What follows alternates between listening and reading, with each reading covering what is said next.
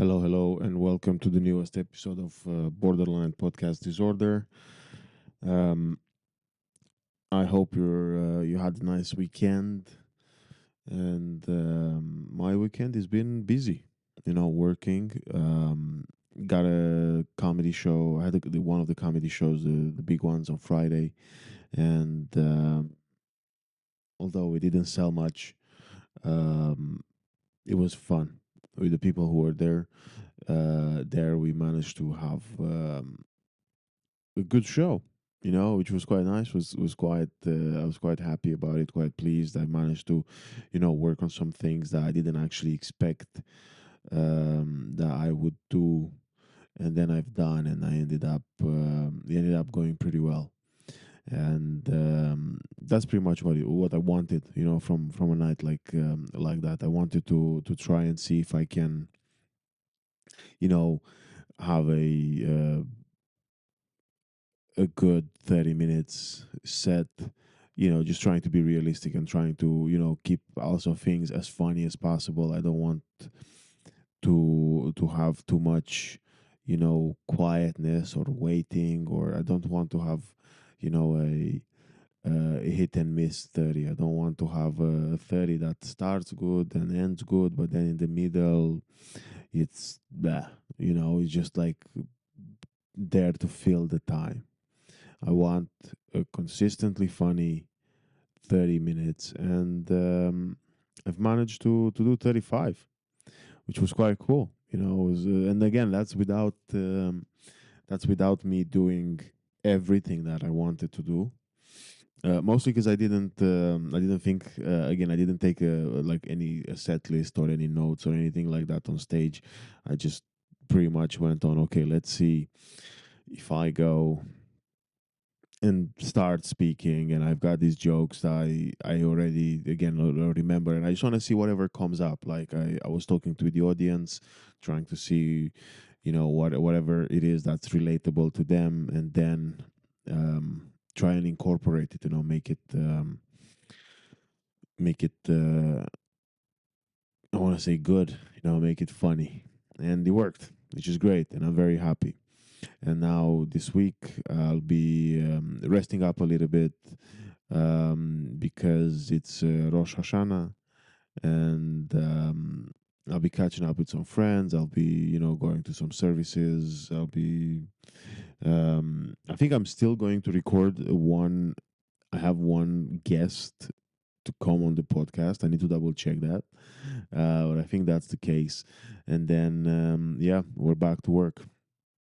And I'm happy and I'm good and I'm positive, and I think it's gonna go well. Um, what else from me? I think, you know what. I think that's it.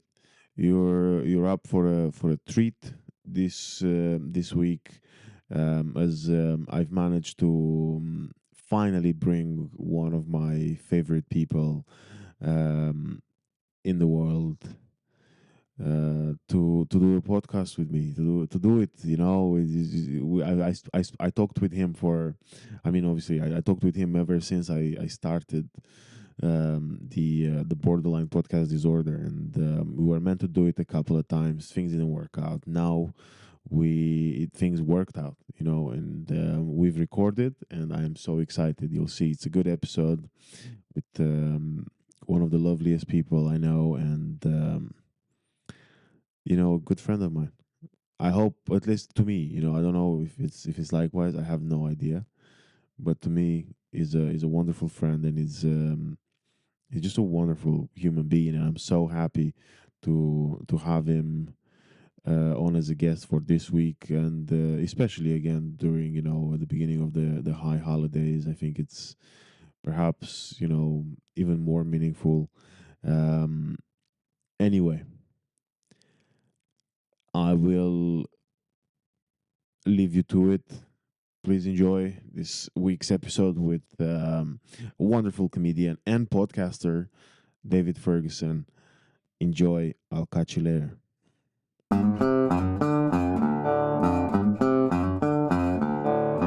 Perfect. David, Hello. hello. It's so nice to see you. I'm so, honestly, so happy to see you. as I heard you, because I called you for a bit before you as you were coming here, I was like, oh my god, I just remember you have one of my favorite voices, That's really lovely of you to say. Thank you. and now honestly, you've got like one of the coolest hairstyles with the mustache and everything. It's a new look. It's great, Yeah. Well, honestly. you've got a great mustache as well. Yeah, but it's just the mustache. I can't grow the beard, but you've got them both, and you've got the little. You will. You will. They'll come. Thank They'll you. come. One day. One day. One day. Yeah, one day. I'll. But until then, I just got the mustache, and thank Well, you. mustaches are very in, very, very in. And I got the mustache by mistake. So I got a new beard trimmer. I hadn't had a beard trimmer in ages. And they used to do vacuum beard trimmers. So it's a vacuum. Oh, it sucks. It it is sucks up. right. It sucks while it cuts. That Right. sounds so weird. But but they stopped doing them. They stopped doing them, and then I googled it for some reason. I don't know why, and it came up. And it wasn't the normal brand that I got, which was Philips. It was Remington, and it was in Argos, and there was 50% off, and it was only 40 quid to get a vacuum beard trimmer, and I was very excited because I can afford 40 quid, so I bought it, very excited, and I was trimming it, and I was like, oh, it's so great, it's so great, and then I sort of buzzed my chin, and I like it just got rid of the hair. Yeah, yeah, And I was yeah. like, oh god! So I thought, right, I can live with this. I can do mutton chops, which is Yeah. my chin's exposed, but everything else is there. And I thought, and I have worn that a couple of times, and I was shaving that into shape because you have to do the underside of your chin Yeah. completely. You can't have the beard there because that's a beard, neck beard, and that's horrible. And I was shaving that, and then I did it again. So I was like, oh my god, and because it was the confidence of I used to use a beard trimmer all the time. Yes. It's been years now that I Yeah. go to the barbers for it because you get to a certain age, you let someone else do it, and I messed it up, and suddenly I had the mustache, and I felt very weird about it, and then I have never been so complimented in my life than having the mustache. I have text messages from very repressed heterosexuals saying, "You look really good with the mustache, man. Like I really like it." So it's the mustache. You do. That's the thing. Like when I saw your photo at the Fringe, Yeah, yeah. I was like, this is such a great look. So the photo for the Edinburgh Fringe, that photo that happened that morning because I was trying because I knew I was going to be taking the photograph. Yeah. I was getting the photographs together to do the Edinburgh Fringe, for my flyers and my Yeah. poster, and I got my photographs taken. But the person who was doing my design for the poster, Billy Stone, did a brilliant job. He had done a mock up, and he says, "Well, this is the picture," and it was a picture from Facebook that I've used. Have you got if any of your photographs kind of look like this, we're good to go if you do it like this. And I was like, oh, I don't actually, because I had a different idea. But I needed, the time was suddenly ticking and I had to get the Yeah. photographs done. So I was at my walk and I took the photograph, and it was like impromptu. And I'm really glad that it happened like that because I really loved my photo shoot. A woman called Alyssa Haymore did the photographs. And I had one of the best times in years with her. We listened to Carlos Santana. Yeah. And it was on record. It was on vinyl. Oh no way. And we did the photo shoot, and it was wonderful. But we ended up not using the photographs, Oh. but that's okay. That's the way these things go because it all worked out. And I think that's something that I've really come to accept recently. Of it all works out. If you just let it be, it'll be fine. Yeah. Because oh my gosh, like I was so upset about the mustache thing, but like I said, more compliments than I've had ever in my life. Like genuinely, I bumped into someone I hadn't seen in a very long time last night. I went to see the movie Weapons, and which I absolutely loved. Because I love that director did Barbarian before that, and that's another great film. Really good horror movie that makes you think. It's not what you think it is at the beginning, and like it's just great. But I saw someone I hadn't seen in a very long time at the showing. And he was like, oh, David, I thought that was you. You look so handsome. He was there with his girlfriend. Like he wasn't hitting on me or anything. Yeah, yeah, He yeah. was. He was very handsome. But it was just like, oh my God, what's happening? You know, the reason I started doing comedy was so I could save up and get plastic surgery. You know, like Joan Rivers is my idol. You know, uh, and I'm thinking, you know, it's just well, I'm not successful because it seems I'm okay at the moment. You know. Well, who's to say you're not? Because I think you're doing well. You know. It's definitely a great journey. It's Yeah. definitely been the thing that kept me going in the darkest times. Well, before we dive into the darkest times, actually, no, let's dive into the darkest times. I think. I like to ask this the thing because I'm quite privileged or like grateful to have been able to do the podcast for almost 2 years. So I have some people. Job. Thank you. I have some people who came on the second time now. However, although I think I'd say, and for everyone listening as well, I think we shared some of the most wonderful conversations I've had with another human being in the past. And I did mention, but I do find it quite awkward with you now to go like, oh, I'm going to ask you questions about yourself. Because I kind of, we have discussed that. So I feel like I want to address it because I felt like I feel a bit strange. But basically, my point was I love to ask the question for the people who come for the first time in a podcast. The first question is, who's David? Who's David Ferguson? And how do you describe yourself to, I don't know, no, I wouldn't say dating profile, I don't like that, but you know what I mean, like a short bio of David Ferguson. Who am I? Well, like who's David Ferguson? That's my dad because I'm named after my dad. But who am I? Do you know? I don't know. I don't know, and I don't mean that in any bad way. I like to think. I try to make. Oh God, this is pretentious. I try to make the world a better place. I'm a geek. I'm definitely a geek. I love my comic books. I love my action figures. I was in central London today in a very famous, sci-fi fantasy store, and they had an action figure for $24.99 that I would have killed for as a child. There's a comic book character and actually a toy line called Rom. It's Rom the Space Knight, and they have an action figure of him. And oh my God, I know I will buy him. It's just I feel like I've grown as a person because I didn't buy him right away. I went okay, and they've got a variation of the She-Hulk. So the She-Hulk's one of my favorite comic book characters. Don't watch the TV series; it's terrible. I was gonna say It's terrible. But Jen Walters is I truly love her. And there's an action figure of her in her Fantastic Four uniform because she was a member of the Fantastic Four. Yes. And that's when I fell in love with her. And she was a member of Fantastic Four, and that was in the mid '80s, 1985. She joined the Fantastic Four, and that was such an important thing to me growing up.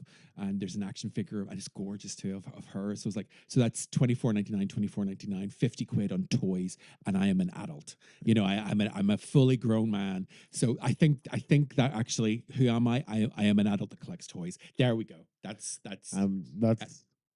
good. And also, I know that I don't think I've had that before.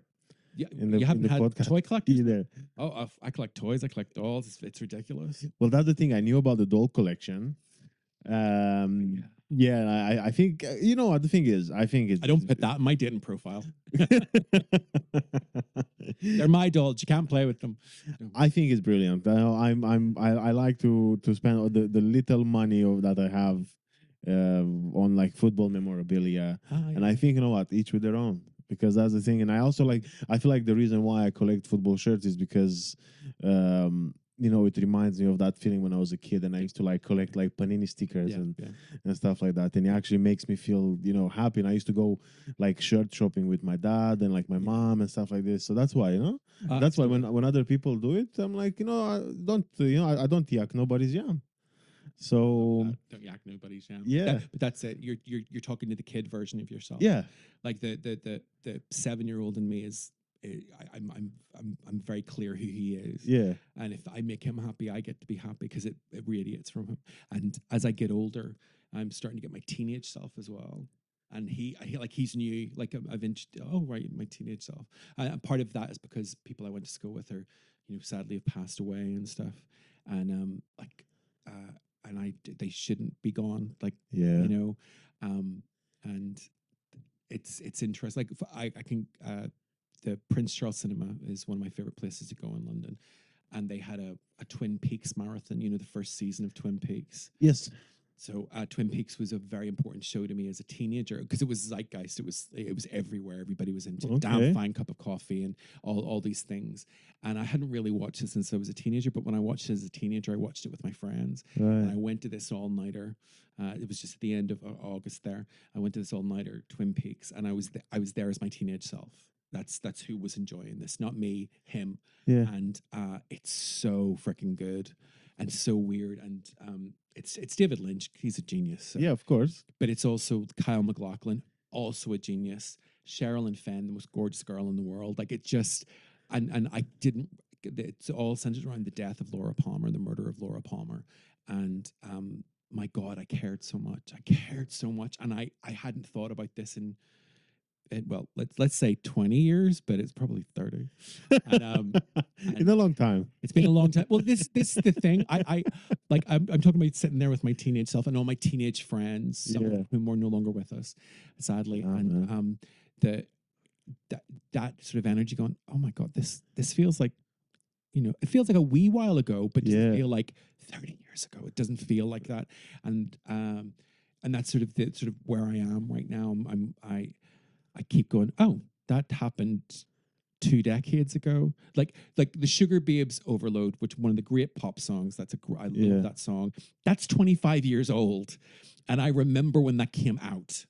And I remember that coming out and going, oh, that's a great song.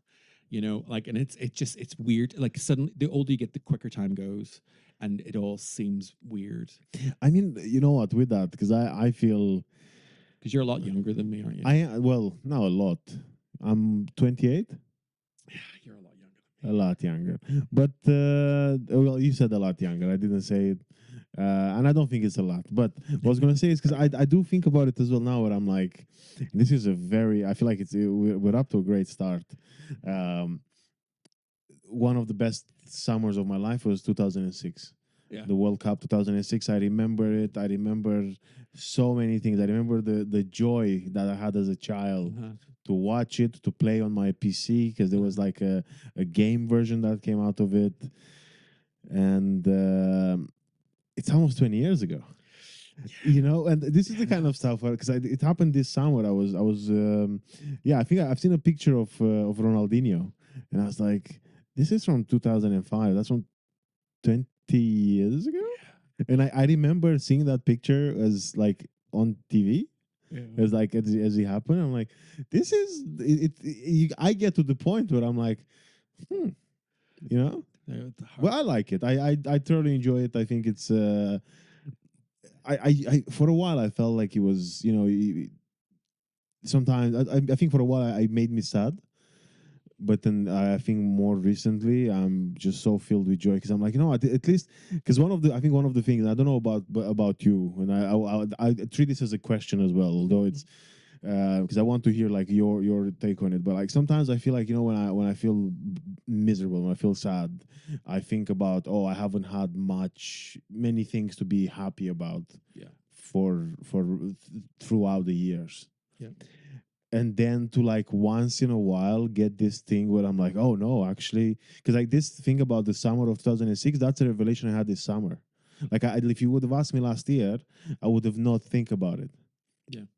And now it just happened that, you know, and I'm like, oh yeah, I do remember the happy moments, and I do remember those, you know, things as a child. Like I remember, although it's quite like sad and funny, but like my dad used to drink a lot on the summer holidays, and basically what he would do is he would take me out with him, and then come back with me. So because my mom wouldn't have a fight or like a go at him in front of me. Yeah. Yeah. But then the thing is, on the way back from the bar, I kind of like I caught it. Like I was 6 or 7, but I knew, you know, what's going on. So I would always like go and I'd be like, oh, I want this. You know, I'll point at the toilet. Yeah. So I remember it was maybe like 8 or 9, and the Harry Potter and Prisoner of Azkaban came out in Romanian. I don't know. I generally can't remember when it came out in English. And I remember, That sounds right.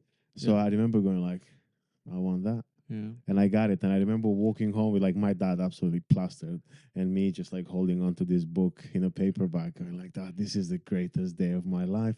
And then also thinking he's fucked when he gets home. Like he's gonna have, something to, but you know what? I'll have a nice read. Yeah, and also like I'm sure your dad was like, even through the drunken he is, there was a reason, but he did something for you. He would have said no if he didn't want to do it. Yeah, exactly. Like as much as people say drink lowers your inhibitions, doesn't stop you from saying no. It's like I'm both my parents are drinkers, and like I have a lot of experience. Oh, with I that. think some of the again like, but this is the thing. Like I've never. I don't know. I feel like, yeah, I haven't judged him for the drinking because I feel like, you know what, I understand why he started drinking. I understand why, because he would go on these like sprees to the point after he got to be with my mom, because he used to go in like rehab centers and stuff before. Oh yeah, so it's like severe. Before, yes, before he, but then once he got with my mom, he'd never been in a rehab. But he would like just basically go on a spree like every 6 months he would be sober, then he would go on like Mm. 2 3 days binge, then he would be sober again for months. And I can't, you know what, like even now as an adult looking back at it, there are many things that I'm angry at him for, but the drink is not one of them, because I'm like, I kind of I get it. And also like he was a fun, like, you hear that, oh, don't encourage it, but he was a fun drunk. Yeah, funny. And I think I was a fun drunk when I used to drink. Yeah. You know, Do you not drink because of your father? no, I don't drink because of myself. You don't like it. I just no, I don't like it. I think no, actually, you know what? I don't think I've ever liked it. It was just the idea of like you gotta drink, because I forget the sorrows, forget it's like a distraction. And now I was like, I think when I quit 3 years ago, it was just the idea of I'm tired of. I mean, actually, you know what? I don't need this distraction, because like I remember, I would feel rough at gigs. I'd wake up feeling rough. I wouldn't be able to get out of bed in the morning, and then what do you do when that happens? You get another 4 pack, and it starts over again. And Yeah. I was like, yeah, it's not for me. I can't. Like, I genuinely, like, I sometimes I even look now and I'm like, you know what? I might start drinking again. I don't have the time, and I don't have the even the necessity to do it, because I'm like, I have too many things to do. I'm not a drinker because you were saying your dad was a nice drunk. Yeah, Um, my mum's the drinker, right. and her first 3 drinks, she's the life and soul of the party. She is a lot of fun, and then the fourth drink, and Right. you meet a different person, and And you know, that's okay. I yeah. didn't know that, actually. Yeah, no, but like Irish family, like I could honestly say I know a number of alcoholics. I'm related to them by blood, but I'm not particularly a drinker. I get drunk very, very easy. So what, like, I, I'm quite a big fella, Yeah, and that shouldn't be the case. But like one drink will have me, like I can really feel it, and like 2 drinks will we don't like. I was at the Edinburgh Fringe. yeah, I had a couple of drinks, and because I'm not teetotal, I just not a drinker. yeah. But like 2 drinks in, I'm like, oh, fuck, I've hit my limit. I like to think I'm a nice drunk. I don't get angry. Well, I get angry. I get angry on vodka. I don't drink vodka. So That's funny. I think that's a very Eastern European thing, getting angry on vodka. Where, yeah, you have like when you go to the club and you're like, you're gonna have a fight tonight. Yeah. Sometimes, this is another thing that I found hilarious. Is I don't know what it was like for you growing up with, like, were you like going clubbing and stuff like this? I did. So everybody used to think I was on drugs when I went clubbing because I loved to dance. Right. So everybody thought I was on ecstasy or what have you. And I mean, I'm not saying I'm an innocent, but I just would dance. I would drink Huh. Diet Coke and dance. Really? Yeah, I was big into dancing. Oh, but you were also like always kind of like, let's say like a very casual drinker. Very casual drinker. Okay. Like when I came to London, because of the circles that I was in, everyone was drinking, and there is that, like, okay, I'll have one drink. Yeah. And like a Smirnoff Ice used to be the drink, and I hate Smirnoff Ice, but it was the easiest. Yeah. Low alcohol, Yeah. easy to. I mean, tastes horrible, but tastes horrible. Do you know Smirnoff Ice, which is meant to be a vodka? I don't know if they make it anymore, but it's actually a beer. The way that actually what you're drinking is a beer. I don't know if that's true or not. Like, but the it's not like vodka mixed in with like oh, like soda. juice. Yeah, it's a different thing. It's just the brand name slapped on a. Because if you drink it, it's so chemically. Like you'd wake up the next day and your teeth would be singing. It would be that like like you just burned off the enamel with it. Yeah, yeah, yeah. But Oh, we got to look into this. yeah. But Not now, but I'll. I'm almost certain it's actually technically a beer. You know. I wouldn't be surprised. And also, I just, I grew up. Oh my god, I grew up like knockoffs of Smirnoff, Oh, yeah. which kind of like tells you a lot about the area where I grew up. If Smirnoff needed a knockoff, Well, when I was in Belfast, the more popular drink was the knockoff Smirnoff. Now I don't know if we're talking about the same thing, but it was like something ice, and it was low, oh, and because it was higher alcohol content, okay, okay, and it came in it looked like Smirnoff Ice, so that white yeah, liquid. yeah, yeah. There was also a different flavor which I really hated, so I think it was green or blue, and people really like that. And people say, "Is that WKD?" No, it wasn't. It wasn't, and it wasn't Mad Dog 2020 either. But naming all the brands. But yeah, I remember that. But like when I came to London, I would have a couple of drinks on the weekend, but I just loved dancing. Okay, That was all. That was always my thing. I was always because I like when I was in Belfast, I used to be a podium dancer in the club. no way. Yeah, so that it was really gay, but like I wasn't like I wasn't like in a G string or anything. I was just on the podium Yeah, dancing. yeah, yeah, yeah. I would get free drinks for doing that, but because I loved it. But when I say free drinks, I'm talking like I would be. I remember they ran out of 7 Up. And they said soda water and lime, fine. And I was like, okay, I don't know what that is. But drinking soda water and lime, going, this is my jam. I love this shit. Like it was, the cheapest thing that you can buy. And in fact, at the time, like because it was Belfast, I don't think they charged for soda and lime. No way. Yeah, like that's what used to happen, kids. They didn't charge you for soda and lime. And now, like in London, that's like it's nearly £3. Yeah, it's almost like a pint. Yeah. Might as well ask for an alcoholic drink at this Right, point. right. It's easier. Anyway, coming back to you because I got you here. I want to ask you all these questions. You're talking about like moving to London from Belfast. Yeah. And also you because you were talking about your like your mom being basically your mom. How come you moved to London?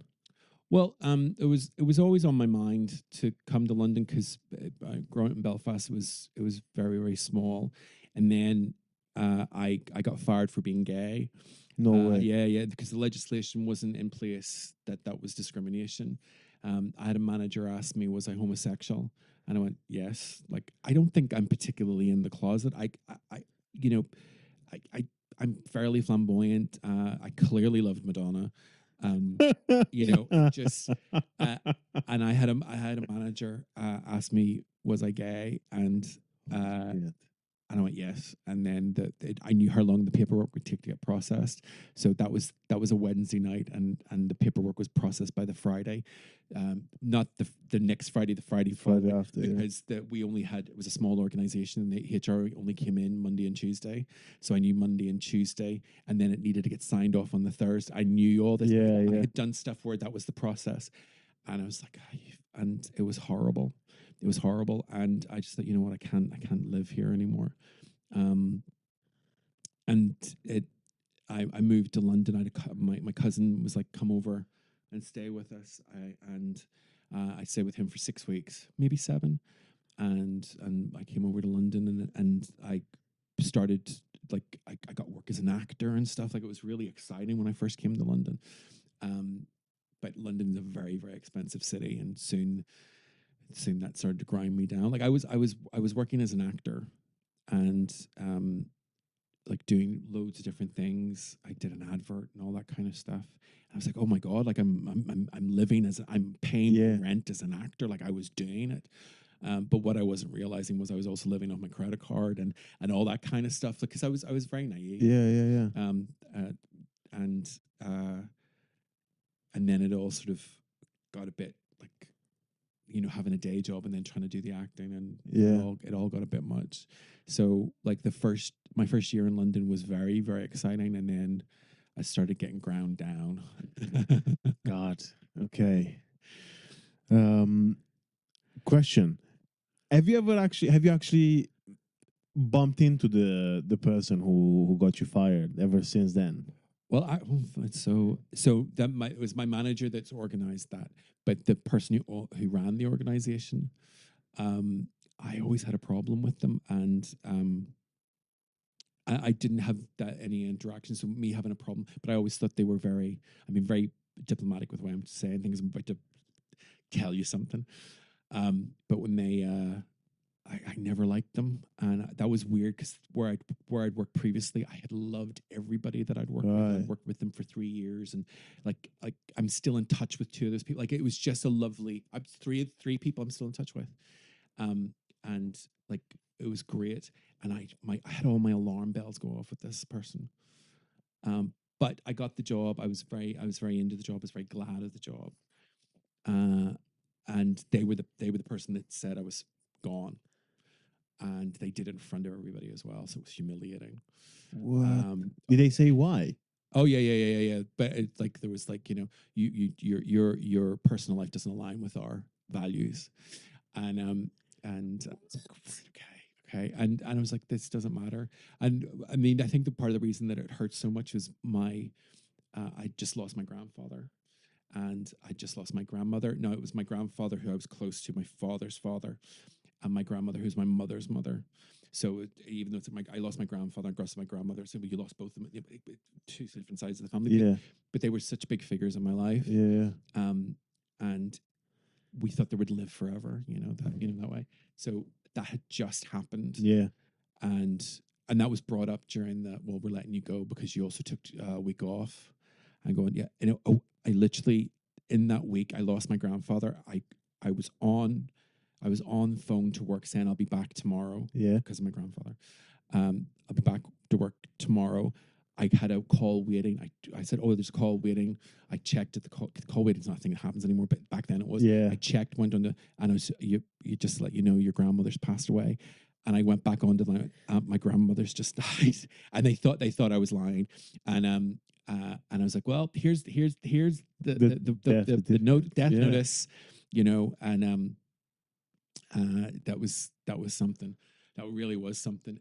And they brought that up, and I went, "You're a scumbag." Now, I always had a problem with this guy, but he wasn't the person I was working with. Like like the senior manager. Yeah. He's not in your realm.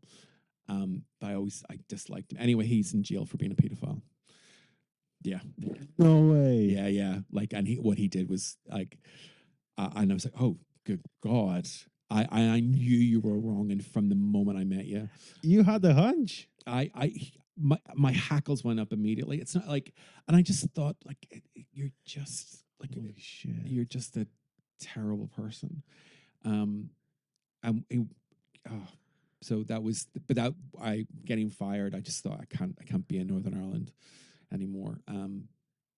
And I came over to London, stayed with my cousin, started acting. Life got very, very exciting. Yeah. I lived in the first place I lived in was in a really nice room in a really nice flat in not Canary Wharf, St. Catherine's Dock, which is right beside Tower Bridge. Oh wow. And it was really, really nice. And I thought I'd always live somewhere really, really nice. Right. And it turns out for the next 10 years after I left there, I did not live somewhere really, really nice. But that was the first place that I lived in London. Was great. It was really great. You're talking about like your grandma passing, your granddad, then your grandma, then you lose a job. You're talking about like, oh, I can't be like in Northern Ireland anymore. Yeah. Did you have this thing of like, you know what, I'm done with the place of like, I don't want to come back again, because obviously you still have your parents, right? You still have your family there. Yeah. How much did you take it against your like hometown? How long did it last for you to go back, basically to go back home, even visit? The plan was always going, because I basically all my friends went away to university, so I'm like for that because I was so 18, 19, I was very, very lonely. Right. And I suffered what I now know to be my first major depression, like huge depression, and no one around me understood what was going on. I didn't understand what was going on because I was like 18. Yeah. And like that was like I couldn't get out of bed and stuff. But that was me being lazy. You know, my dad saying, "Oh, you're lazy" and whatever. Like I couldn't function. Like I slept all the time. The only thing I did was help look after my grandparents. So and that was fine. I could be active for them. You know, so between me, so it took a really long while to get over that sort of depression. But that was also the end of school and like I didn't want to go away to university because I had enough. Yeah. You know, and it's not that I don't love learning and stuff. I do. I'm very interested. The unexamined life is not worth living, but I just didn't want to be in academia again. Like, it just was. I just find any sort of institutions so stifling. And I didn't really, and that sounds like it was a bad thing. Like I can't really say that I don't want to be sitting in a classroom, or like I had an art teacher that sort of beat any love of education, as in like the institution of Right. education, out of me. Like I still remember to this day, you know, just how it, her attitude towards me was just so awful, and I would get into trouble with her, but I'd never been in trouble with any other teachers. Yeah. And so it was like, well, so you know, what's the common denominator here? Am I a terrible student, or have I interacted with one teacher who just won't let it go? Yeah. And the you know, looking back, it was just like Jesus Christ, you know. Because as an adult, so one of the things I've really discovered, the older you get, the more you realize how young people think. Like when I remember being 20 years old and I was dealing with a toddler, my friend's little boy, and I could just see everything that he was going to do and, you know, how he was thinking. That continues as you get older. Right. Like see, like Leonardo DiCaprio dating a 24-year-old and he's nearly 50. How is that fun? You know everything she's going to say. Because you get to that point, and I'm not saying a 24-year-old isn't an adult. They are, but it just like Yeah. you oh, I know what you're going to do. Like things don't surprise me anymore because well, I've been here and done that. And I'm not saying I'm this jaded, well-educated person. I'm absolutely not. But of course they're gonna do that. You know what? As you're saying it, because as you were saying it, I was like,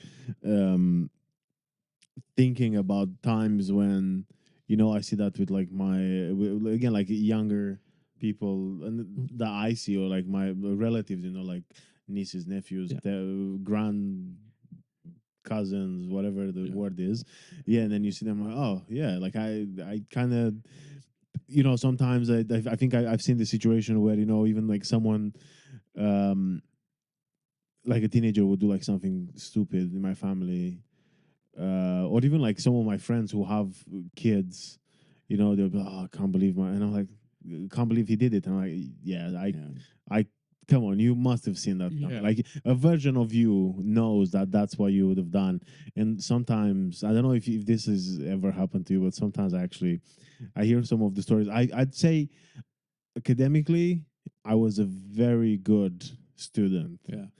But as a person, as an individual, because I was always like, I went from like being the shy kid and always like just studying and everything until the end of 14 to be like the class clown, but it was also like the class clown, uh, plus, you know, front man on anything really, you know. And then it was, I was gonna say, yeah. So basically, with this, I'm like, you know, sometimes I hear the stories of, oh, I've done this, like, you know, cheeky thing or something, and I'm like, that sounds like nothing compared to what I've done. Like, I think I heard he's okay now, he's over age, but like I heard my nephew told me once this story about, he was 14 and they had a house party and he was like, oh, it was crazy. It was so crazy. Like we got like a couple of bottles of like Jack Daniels and we drank and we went to bed. Yeah. And I was like, when I was 14, police had to come. Right. You know, when we rented a house because of the shit that we were doing in the Yeah. house and because of the neighbors complaining, like I had to run from that cottage house, you know, through trenches, like through people's back gardens, just like jumping fences. Trying to get away. Yeah, and then I'm like, don't worry, like whatever you're gonna say that, oh, this was crazy, you know, we drunk and then went to bed. Whoa. Like, You sound like you're practically middle aged. and a part of me was like, oh, should I tell him? And I didn't tell him that story, but I was like, Don't, oh, don't wow. I was inspire like, them to do yeah. worse things. No, but I was like, oh, you gotta be careful. You gotta be. But I see your point, though. That's what I'm trying to say. Yeah, like where you like, I get it. You know, and so like I'm looking back on that the art teacher situation. Like she could have handled it better. But I think I've seen that with a lot. Could have handled it better. I've seen that with a lot of teachers, and I think I had a lot of resentment for some of my, because I don't know what it was like in Northern Ireland, but like in Romania, it was pretty much the case of like corruption was a huge thing, and like, you know, I compare the corruption in England or like in UK is that, you know, rich people can be corrupt, Yes, do what they want. but in Romania everybody can be corrupt. You know, that sounds a lot more fair. yeah, No. it's a lot. So this is the thing. Like you'd go to school, and then, you know, like I remember once I had a chemistry teacher, and basically I've done the same paper as one of my mates and as my college girlfriend at the time, like a high school girlfriend at the time. She got like from, because we graded from 1 to 10, so you had to get above 5. Yeah. She got a 7. My one of my best mates now, but good friend at the time, got an 8, and I got a 3 for the same. So it was the, again, word by not word by, because it was like chemical reactions, but like precisely the same answers. And I was like, what's going on? And then, you know, the teacher was like, oh, that's going to cost you 300 euros. Oh my god. Yeah, if you want to, basically, she went like, you know, if you want to turn this 3 into an 8, that's going to be 300 euros. And you're kind of like, what? So then I remember I called my dad, and I was like, what should I do? And my dad was like, don't worry about it. And because the thing is, like, also people didn't know who my dad was because of my last name not Was being different the from right. your Yeah, father. Yeah. because I was a dad. He took me, and the adoption process, everything was quite rough. So we had different last names. So she didn't know who my dad was. And then about like, I want to say an hour and a half later, I'm in a different class now. And then she comes in the class and she goes like, oh, Levi, can I borrow you? And I was like, yeah, cool, I'll get out. And she was just like pale, Yeah. pale as fuck. She was like, oh, Levi, why did you not tell me who your father is? Why should I have to tell you? Yeah, and I was like, yeah, why should I have to? And she was like, you know, your dad, you know, it's a very well known, you know, man, and I'm really sorry. I didn't mean to, you know, cause any trouble. And now, you know, he's, you know, basically, I think my dad reached out to her through some people. And she was like, oh, you know, like, I don't want any trouble. I don't want anything, you know. And I was like, oh, so you don't want the money? And she was like, no, I don't want any money, please. She was like, look, you got an 8. It was my mistake. I'm really sorry.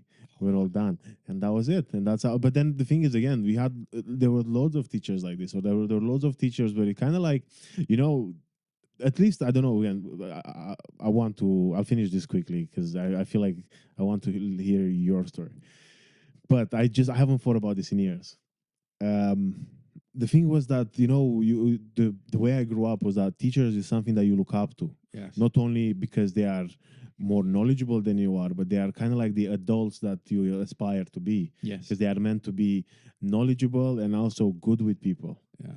And then you see like the biggest pricks, and again, some of them, because some of the teachers that I grew up, I love and adore. And like when I went back home, although I don't go often, but I bumped into one of my old teachers, and he's like one of the sweetest men you've ever met.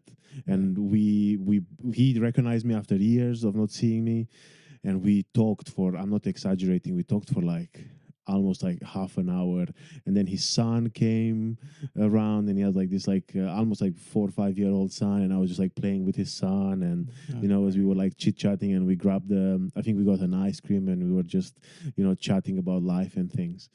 But anyway, so that's what I'm saying. There are those people, but then there are some other, there are the other ones where you're like, oh, you're meant to look up to these people. I'm meant to go to school and be like, oh, you've got to. And again, that's the way you kind of like. I was raised. You're like, you respect them. Yes. And then it's like, how can I respect this? How can I? You're trying to play me. Yeah, and then as well, because it's like, if you're like this, if you as a teacher, as someone that I'm, almost in awe of, because you're meant to be like a figure, like a big figure, a big influence in my life. You do these kind of things. Yeah.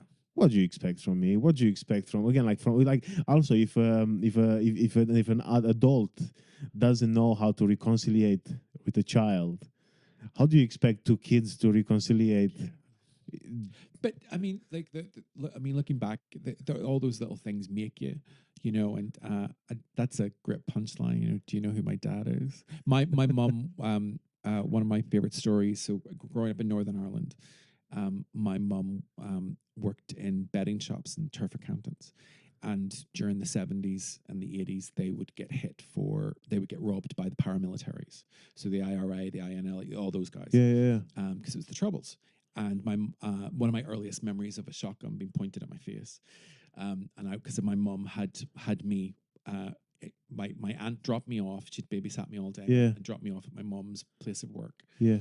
And just as they were closing up, the paramilitaries came in, and someone was shot that day. But my mum was threatened with a shotgun to her baby's face, and I have I have a very distinct memory of the shotgun barrel. Yeah.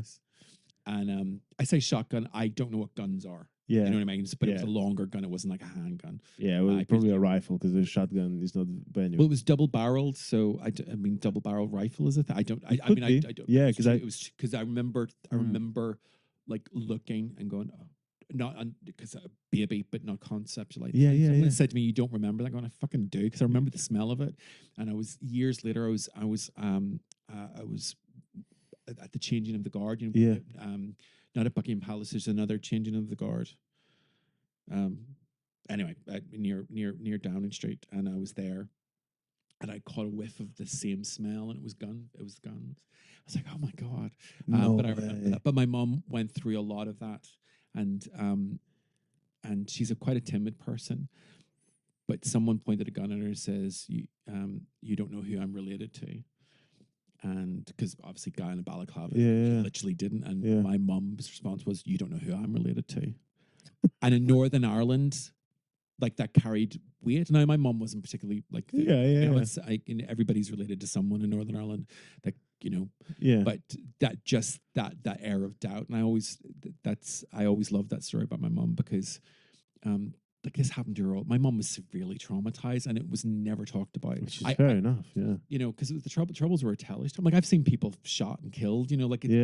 I've seen people blown up. Like, and that was just growing up in the 80s and 90s in Belfast. Like, that just was what it was. God. And like, I don't want guns anyway. That's or violence. So which is fair, and like this is the thing now where because I was gonna say, I mean, God, like, that's the thing. What do you do in that moment? When you're because you're like, if someone points, something like, especially like, again, like at your baby, you're kind of like, it's one of those things. Oh, you give them whatever they want, but then okay, you give it, and then who's to say, or like what's to say that's where it's gonna stop. Yeah. Or to also, like, to grow up with this, it's intense. Yeah. And I was actually quite curious when you were at the change of guards in London. Yeah. Did it click with you in that moment that's where you recognize the smell from? I remember, because it wasn't particularly traumatic, because there wasn't trauma attached to that. It's just this vague memory of but it was a very early memory, and I remember smelling. What is that smell? And then oh, that's the smell of the gun. Yeah. Like it was weird. And I couldn't tell you what that smell is. I couldn't point it out, but I remember because I have a very strong sense of smell. It's one of my weird mutant powers. I have really big lungs and I have a really strong sense of That's smell. pretty cool. That's a cool weird power to have. Yeah. I guess in some cases maybe not, but Living in London, it can be it can be harsh. But like I have a freakishly weird sense of smell, and actually try not to pay attention to it because, well, because most people smell, and right, got it, got it. but it's like, oh, like that's never a compliment even. Yeah, even I think in the nicest way. In Like, the oh, nicest way, it's like, yeah, oh, you smell. I mean, like you smell nice. It's just I yeah, can smell you. It's yeah. and Your it's just sweat weird. is top Yeah. tier.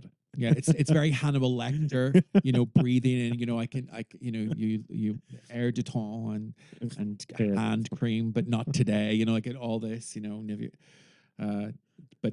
yeah, I have a really strong sense of smell. You mentioned about so two things I want to ask about because you mentioned about your that has your or have you or anybody else like ever addressed or like your with your mom or has she mentioned the sort of like living with that sort of trauma? Is like again, is it like the mental health basically? Is it like a like something that you've opened up to throughout the years in the family, or Well, I'm actually quite curious with any family from your experience in Northern Ireland. well, I mean, my mom's generation, like they absolutely didn't talk about it, and anybody that grew up in Northern Ireland, and their families from Northern Yeah. Ireland, that they went through the trauma of the Troubles. Everybody did.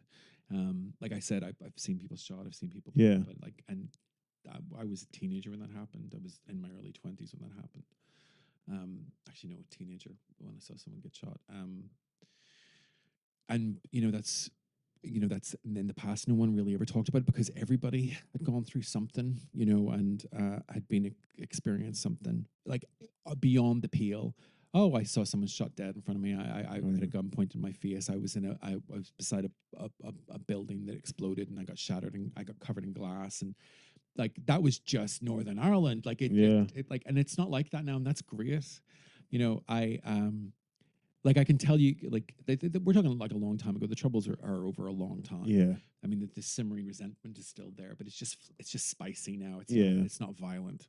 It actually adds character. Like there's a group called Kneecap, and they perform in balaclavas, and they do all the sort of the IRA talking points. I'm going like I kind of love how stupid it is and silly it is, and but it's like 20 years ago that was for real. Yeah. Like I will never wear a balaclava. Yeah. Because that's just what terrorists wore, murderers wore. Yeah. Whether on all sides, like it's not just the IRA, although Kneecap is sort of very Chucky Arla and all that.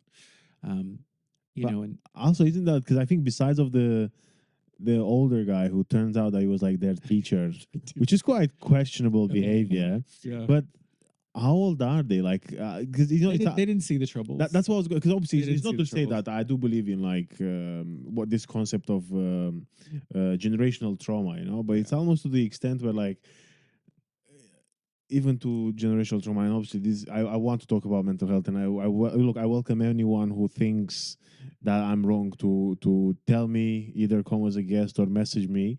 But I'm like, it's almost like I feel because it's not your story to tell, or like it's not your. It's even to the extent that which I feel bad about saying it, but I'm going to say it anyway because it's like it's the right that like it's literally like coming out. It's almost like it's not even your. There are other people who have experienced what you're kind of like you're trying to talk about, or almost like what you're getting angry for. It's someone else's experience. It's because obviously you hear a version of it, or like you might have seen your parents, not again like struggling with their own life now and own mental health. But I mean, I like looking back, like looking back and looking back at my life, and looking what they went through a lot. My grandparents went through a lot. Like it just was, the Troubles were a nightmarish time, and there was really no political will to make it any better. There's a fictional movie called 71, and Jack O'Connell stars in it, and it's it really gives you an idea of what the troubles were. 71. 71 as in Yeah, yeah. 1971, but 71. And it's not it's based on it's a fictional story, but it echoes a lot of things that actually happened, Right. because they have to tell that story, and he's Jack O'Connell is a phenomenal actor, and yeah, I mean, he's also in Sinners. Have you seen Sinners? I heard about it, but I haven't seen it. God, I rarely loved a movie so much, and it's a horror movie. Like Sinners is a horror movie, but my God, it's just great. Really? It's I remember watching, get some goosebumps watching how much I was loving it, and it just is it delivers on everything. It made me cry. It made me it thrilled me. It also scared me. Like there's moments like, oh Jesus, like great. But 71, Jack O'Connell, and he plays a young soldier who is, for want of a better term, behind enemy lines. But the movie starts and you're off to the races. It just doesn't let up. It's brilliant, and it gives you a real idea of how fucked up the situation in Northern Ireland was. You Right. saw, because it shows you both sides, and it's just great. It shows you not both sides, all sides. You see all the things that were played, and you see how it was played out, and the nightmare of it all, and all. Like you also see the spirit of how the good people were. So Jack O'Connell plays a soldier, and he gets beaten up at the beginning. He gets separated from his troop. Right. And this woman rushes in and says, the IRA, they're beating these kids up.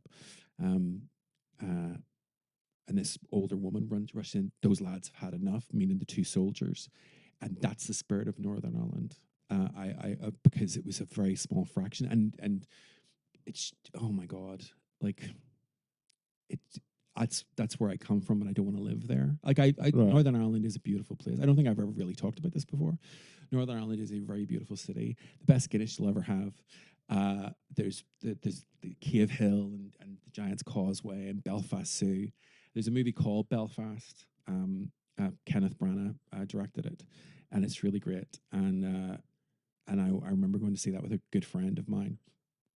And at the end, they say this movie is for all the people that left and for all the people that stayed. And I realized that I was one of the people that left, and I had never considered that before. I left Northern Ireland, like, because the beginning of Belfast, Yeah. the movie shows you all these great shots of Belfast, Yeah. and just how gorgeous it is, and Harlan and Wolf, and all these things.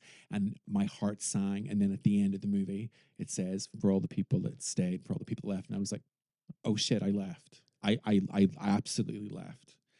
And it never kind of occurred to me. And I had drinks the other week with people I went to school with that live in Guildford now, and it's just this weird thing of, you do get away. Yeah. Because I mean, part of the reason I left Northern Ireland was because I was gay and it just wasn't okay. Yeah.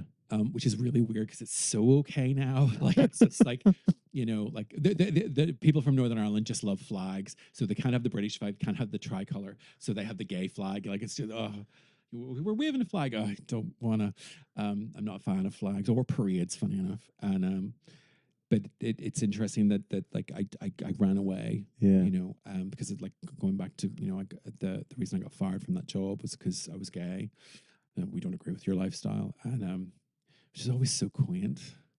You think I have a lifestyle? Like I'm just trying to, if I was living. It's sad, but you know what I mean? Because like reading it, I don't know, just like even like I think reading it at the time, because that's what I find funny, because it's like, can you imagine actually telling someone, yeah, your lifestyle is pretty, and he's like, fuck off. Yeah, because it's like the person who said that to me, as well as that, like I didn't even want to address that, because obviously it's very different to like being gay to being in prison. it's just I think when it's people in glass houses, we're all sinners, you know what I mean? And like we'll the idea that your shit don't stink, it does. Even to that's the thing, to that extent, to you can imagine, like I mean, you know, you knowing that you've done some things that you shouldn't have done because they are not on, again, because you think, oh, but like, what, because 20 years ago, again, it wasn't in the discrimination act, it wasn't, No. it wasn't as legal or whatever, because that's like the way to say it, right? It Yeah, wasn't, yeah, I had no recourse at all. but that's one thing. And then the other thing, it's something that you we're like, we're talking about people in history from like thousands of years ago, or like 1,000 years ago, and they're like, oh, so and so fiddled with children, and you're like, this is not cool, man. And like that, throughout no course of history. And that's what I find baffling, because he's like, almost like, it's just crazy. But again, I think, yeah, it kind of shows the nature of people, I think, in general as well, where you're like, I think the guiltier you are, the more you're trying to, Look what they're inflict. doing. They're Yeah, bad. They're bad. yeah, They're yeah, bad. yeah, What are you doing? yeah. Because you'd You be know, like, what have you done? Why are you so? like and like you know what, like I'm not saying don't speak out against wrongdoing that you see it, but that's a different thing. That's a different thing, and like the I mean certainly because a little bit talking about like mental health and what have you. Um, it took a long time for me to sort of get happy in myself. Um, like I talked about seeing those action figures today. Yeah, That gave me a real joy, and that was my 7-year-old self responding. yeah, Um, and I will buy them. I will. I know I will. Like it's just like, oh my god, that's 50 quid just down the drain for nothing. But it'll happen, and it'll probably happen at 3 o'clock in the morning when I can't sleep, and I'll go on eBay or I'll go on Amazon. yeah. Or go, okay, there we go, and now I can sleep. Like I like coming here, I got a notification that I had a delivery to collect. Like I'm addicted to picking up delivery. So I say I don't drink. The reason I don't drink is because I spend that money on crap I do not need. I absolutely do not need. And yet it gives me joy. But you see, this is the thing. I feel like ultimately, I don't know. It's hard to me. It's hard. I think I try to not judge people in general, but especially like in this situation, I think it's quite different, because ultimately, actually, what, another way that I look at it is kind of like, I see it as a motivation as well. You gotta get some, like, some work, and you gotta get some gigs done. You gotta do something, to be like, oh, now I can justify, or I can almost like make up for that. Whilst I think with, and again, collecting stuff, I get it. I'm all for it, and it doesn't hurt anybody. Whilst again, if you have a drink, Oh, you're gonna wake up rough the next day, not sober, rough. yeah. But then if you bought a collector, I mean, obviously you might wake up rough because you're going to bed way too late, David. I must. Oh, it's the medication I'm on. It's not too bad, but every once in a while I'll just have a couple of sleepless nights, Right. which I'm currently experiencing. I'm in my sleepless nights period at the moment. Like I was still awake at 4 o'clock this morning. And it's just, but I got up, got up at 9 and got out and did my day, but I'm on my third coffee at this point. Well, okay. But that's fine. That's fine. That's just the way it goes. Yeah, I was going to go on like a high, and now I'm like, oh, we're going back down. No, I love coffee. No, coffee sees me through. I'm a big. Does it still work though? It doesn't work the way that it used to. Like I try to like have a month or so where I don't take it, but I've just done Edinburgh, the Edinburgh Fringe, and that was great, and that was humbling. I'm a better comedian than I thought I was, and I'm a worse comedian than I thought I was, and both those things are true. And which is like, can't I just be great? But it's about just finding, like, just being happy. The experience was amazing. The being around my peers, my friends, and seeing people just be great. I saw Thor Stenberg's show, and I remember his third or fourth gig, and he is so freaking great. Shalaka Kurup, so freaking great. Seeing people that you've known for a while just kicking ass. It's really thrilling. And then going, when's it my turn? But it will be or it won't be, and that doesn't matter. The journey is what I'm doing it for. And I those little bits of happiness, trying to be excited about things. Like, I mean, Edinburgh is such a lovely city, but it's also this sort of culmination of I didn't say that word, culmination. Culmination. Okay, of like my of your comedy year, far too expensive. Like the amount of money that I got a bursary to do it, and even with that, I still spend a fortune. Um, and it's so strange. Like you're spending all this money, and like I probably could go on a cruise for this, but it's like it'll all come together. And I one of the things that really came to mind when I was doing the Edinburgh Fringe, because I was sort of beating myself up. I had 1 week where it's like, oh, why am I doing this? I'm not any good. And that reflects then in the work. Like when you tell yourself you're not good, then it kind of self fulfills, right? Yeah. And then I did an open mic before one of my shows, not an open mic, the showcase, and I really killed. Like I tore the roof off, and I went, oh, I'm good at this shit. And then I went and had a great show that day, and like but just it's like the Kurt Vonnegut quote. I'm going to butcher it, but basically, it's not whether the art is good or bad. It's the doing the art that's the important thing. So art, whatever it is, like because I'm not going to say that comedy is art. Stand-up comedy is not art. It's a conversation that you control. But it is art. It's. I think again, it depends on what. I think it depends on the context that you're like putting art in. Because if it's like, does it deserve grants from the National Institution of Arts? Like, do comedy clubs deserve? I'd say yes. Because I think so too. because they still like they keep even like the spoken word. Again, it goes from like there are intertwined things. But I would also say that if you can like talk about like shit and tits and stuff like that on stage, then Here's my cum joke. yeah, that's the thing. Yeah, if you talk about that, then I wouldn't say in that respect, maybe not.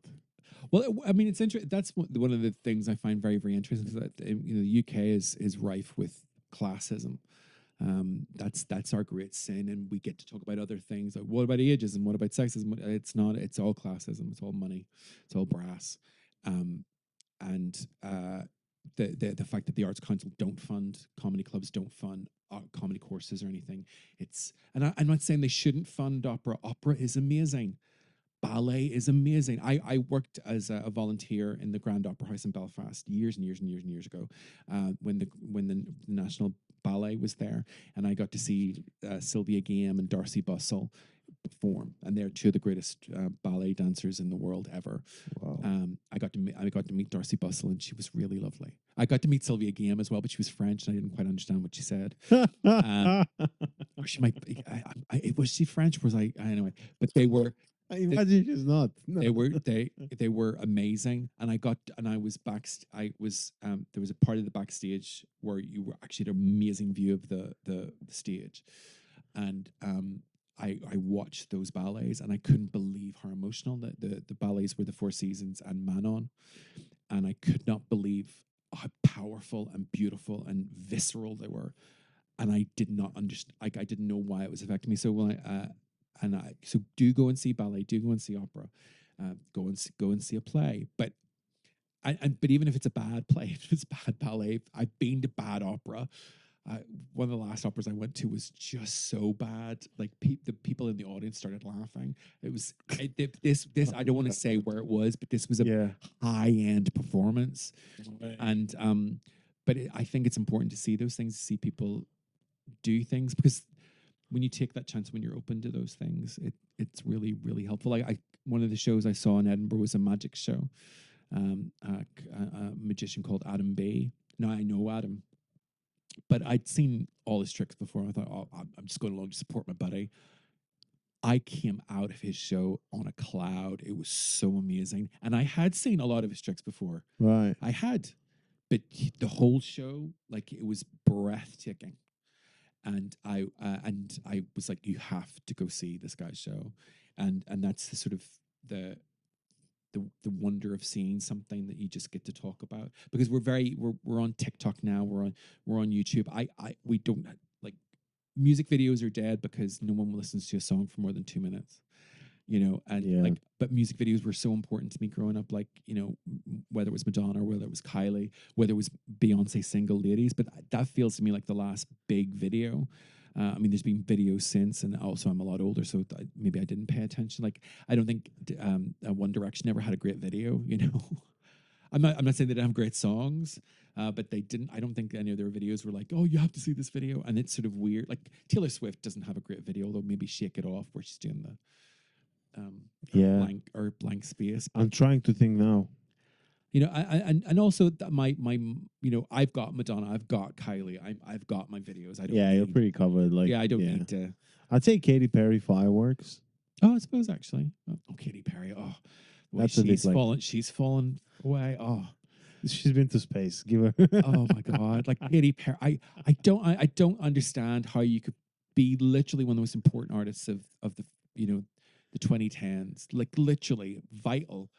I genuinely so, and now just be so completely cringe.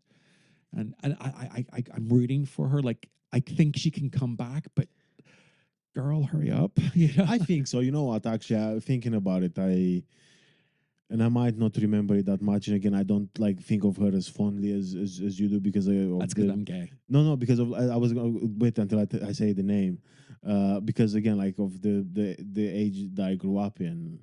But like to me, I feel like Madonna had a cringe moment as well. You see, that's why I told You don't need to be after- so homophobic. I'm not. That was a joke, by yeah. the way. That was a joke.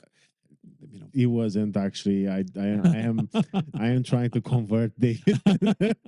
Look. There has been many conversion attempts. Believe me. Oh my God. But what I was gonna say, I feel like again to me, like I remembering like watching stuff on the news about her when I was a teenager. Yeah. She was a bit like this lady is like she needs to like find a compass, you know, back like for her life. So I feel like perhaps that's why basically what I'm trying to say now is I could see Katy Perry making a comeback. I could see. I think so. Like I have a lot of affection for her, you know, and the problem with Katy Perry is she was always the party girl, Yeah. and her stuff was always, there was a silliness to it. So like I Kissed a Girl and I liked it. Like that's a great pop song, pop song. But she's not really talking about anything. She's been I mentioned I Kissed a Girl. Aren't I naughty? Like it's that, you know, like so like she had a song called "The Slave to the Rhythm," which is not a bad song, but she was trying to be a wee bit more depth to what she was doing, and that's not who she is. But also, as you get older, you need a wee bit more depth. Like Britney is often sugar plum pop, but Britney has those songs that are really are real, you know. And also, I just love Britney Spears. And gay icons, I love them all. All. Come on, there must be. Okay, this is very off topic because you know, but also by the way, because if you are at any point you're like, oh, I'm, you know, time wise because we went over an hour, let me know. But I do have an hour and 7 minutes. An hour and see, it says 2 hours. Oh, I know. I stopped trying to fix it a long time ago, but it's 1 hour. Okay, because I was going, have we been talking for 2 hours? 1 hour. 1 hour. But that's why being conscious of that again. If you're like, look, you know, just we'll go into wrapping it up. But I do have a question now because I feel like, and it has nothing to do with anything that we discussed before. Well, not much. Who's the most to you? Who's the most over? What's the word? Overhyped gay icon. Because again, although okay, you don't hate any, which I don't think is true. But Mariah Carey was always the one that I said, not answering your question yet, but Mariah Carey was like, can't stand Mariah Carey, and then like really can't stand Mariah Carey. I don't gay icon. Yeah. Really? Yeah, but what brought me over to her was she has a remix album. So all her songs have like a dance beat behind them. Right, okay. And I it's not that I did. Mariah Carey was for me was like Whitney Houston. I didn't like Whitney Houston except for all the songs I really loved from Whitney Houston. So I don't like Whitney Houston, but I Want to Dance with Somebody is amazing. Yeah. You know, it's not right, but it's okay. Like that whole album, My Love Is Your Love, is just a seminal album because she started dressing beautifully. You know, I like you know, like just amazing. And she could always sing, don't get me wrong. But I would say, oh, I don't like Whitney Houston. And then when she died, I felt like a family member had died. And she died near my birthday as well. I was out celebrating with my friend, And they kept playing Whitney Houston songs, and I thought my friend had said play Whitney Houston because he doesn't really like her, but that it was because she died, Died, and yeah. that's how I found out on my birthday celebration. Oh, man. And it was just so sad. It was so sad, and she's such a rare talent, and she was really beautiful and very very unhappy. You know, like the people, she had sharks around her. You know, Yeah. but I think that's what kind of makes a gay icon that they overcome. So like Kylie Minogue is a really good example. She was very much a pop princess, very much manipulated, but she came out fighting. She came out and she fought for her career, and she's had the long jet. She's one of the longest lived stars with that has consistently been great. Like she's just had like 2 summers ago was the Padam Padam, you know, Yeah. and that was song was everywhere. Everybody was talking about it. And like, and that's what broke her into America. 25 years into your career, you know. So like I all my divas, like I love Judy Garland, I love them all, and the reason that I love them is because they give there's this sort of fight that they give you. Mm. The one that sort of slips me by is Taylor Swift. I don't get what's so great about her. Is she a gay icon? I don't know that she is. I don't know I don't that think she but, is. but like she's doing her new album is called Life of a Showgirl, and as far as I'm concerned, Kylie Minogue's the showgirl. So I'm like, are you doing Kylie covers? Like it's, um, she's maybe trying to go for that audience. Like not everything is for me. Not everything Yeah. is for the gays. Yeah. Most things are for the gays, but not everything is for the gays. And it's not that I don't dislike Taylor Swift. I have Yeah. Taylor Swift on, you know, in my playlist, you know, like Blank Space, Shake It Off for a long. Shake It Off used to wake me up in the morning. That used to be my alarm would go off. And Yeah. and that would wake me up quite pleasantly. You know, like there's a dance remix of Willow that I really like, and I like her voice, and I don't dislike her. I like her fiance a lot more. Like, oh my god, you know, I just know that he'd be a lovely weight on top of you. You know, Love this. he was like that he's like my dream Yeah. man. He's like my dream man. I like David Furnish in Brokeback Mountain. That's my dream man. You know. David Harbour, not David Furnish. They're talking about that's David Furnish is someone else. That's Liza Minnelli's ex-husband, who's dead. But like I love divas and what they come through. But Wait, what was I going to say? Because sorry, go on, continue. no. Oh no, because I was just going to say about the Taylor Swift. I think one of my favorite song is the "You Belong to Me." Yeah, it's That's like to me that from Taylor Swift. I think that's the best one, and I actually like it because I actually have a very like I love like American sports yeah. and loads of like random college the fans or like college football fans, sorry, college football fans and American football fans, they will just like randomly start to play to sing that song. And I always found I just find it quite like wholesome, because you have like I think to me it's kind of like you have like this bunch of like guys you think that they're just here to like eat hot dogs and like down beers, and then they just like and everyone is like so in tune, by the way, like they rehearsed this. And that's why I love it. I think it's so cool together. Like I mean, I'm not dissing. I don't want the Swifties to come for me, but like Kylie, Madonna, Janet Jackson. Janet Jackson's kind of the forgotten gay diva, and like and she really like she had the reason I love Janet Jackson. Well, I love Janet. I just love Janet. All the thing you wouldn't have YouTube without Janet Jackson. YouTube exists because YouTube was originally. I can't remember what the original name for YouTube was, but originally it was a dating website. Yeah, and you would post videos of yourself. What to get partners. That was the original concept behind YouTube. And then the Super Bowl happened with the wardrobe malfunction, and there wasn't any good footage of that. So one of the people behind YouTube was like, "Well, we can post that," and that's what started. So the humiliation of Janet Jackson gave us the world's biggest TV station, biggest TV channel. No way. Yeah. So like, and Janet Jackson, like, just the vitriol that she went through, and this is a woman that championed. Literacy for kids and program. Like she's just a great person, and even though people have been so mean to her, but like I there needs to be that sort of element of tragedy or element of fight. Yeah, in it. Like I didn't know I didn't really listen to Barbra Streisand until 4 years ago, what happened with like, and I thought, oh Christ, I'm not good. Barbara Streisand had all her music specials were on Netflix. Right. One of the specials was called "Color Me Barbara," which is also the name of one of her albums. And I thought, "Color Me Barbara, what a pretentious wanky name! Oh, let's just watch this silly thing." I watched it and I was utterly bowled over. And I went from kind of like, it's Barbara Streisand, she's a bit silly, to I love her and need everything about her in my life. And I adore Barbara Streisand. And that was just, like, talent just brings you over. Yeah. I suppose Adele's a gay icon, but I need a remix. I need a remix for it. Like, um, um, I need a bit of a dance beat behind. I'm not saying I don't love a good ballad, Yeah. but I need a bit of a dance beat behind them.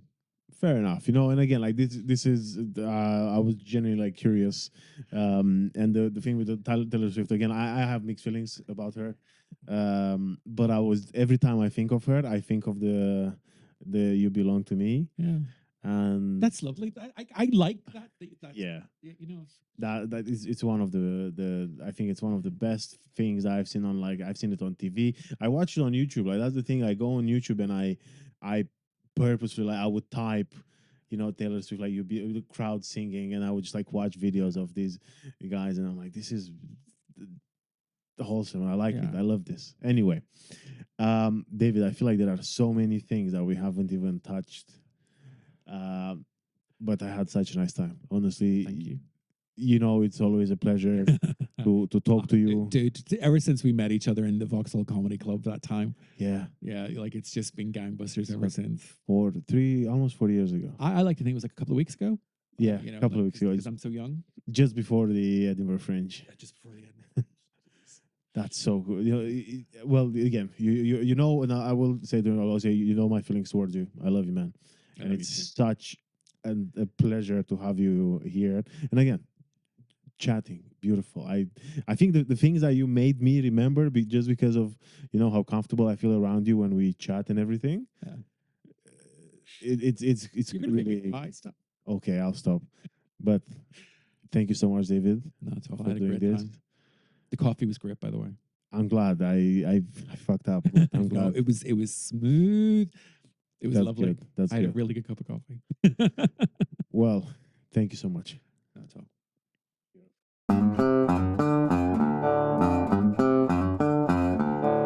Okay, so what'd you think? Was it good? Was it what you hoped for? Was it better? I think it was great, and there was still so much I wanted to talk to with David about, and we got well. I even got like overly excited throughout some of the bits in the conversation. I think it kind of shows. Um, and if anyone didn't like that, I'm sorry. I genuinely am, because it was hard to not keep my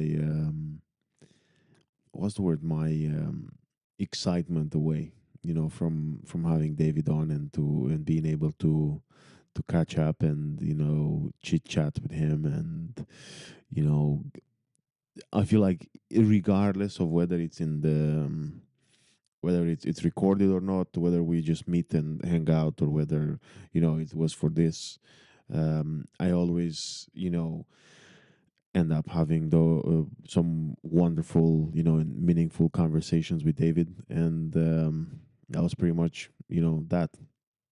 And yeah, thank you, everyone, for listening. Make sure you check out David's work. Make sure you check out his comedy, as well as the podcast that he's co-hosting, Believe. I'll put a link in the summary of this episode, and I'll put a link to David's socials as well. And I feel like I was gonna say something else, but I forgot. Anyway, and that's it from this week for this week. Um, Shana Tova to everyone who's celebrating or observing um, Rosh Hashanah. And From me, Pickle and Sarma. Well, actually, from me, Pickle and Sarma. Shana Tova. Stay skillful. See you next week. Bye.